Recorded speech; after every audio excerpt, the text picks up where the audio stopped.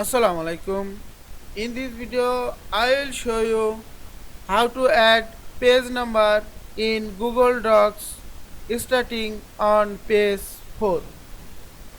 Go to the page number 3 and keep the cursor end of text and go to the insert menu, break and click the section break next page and double click on the header and check the section 2 is created.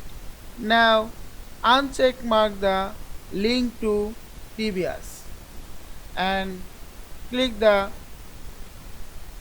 option and select the page number and check mark start add. You can add page number on 2, 3, 4, etc. Now click apply. Now you can align this page number middle, left, right, etc. Now check the previous page. There have no page number on 2, 3. Just page number started as page 4.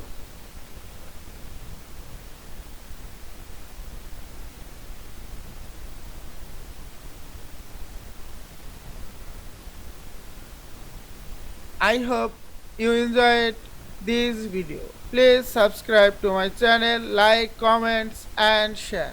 Thanks for watching.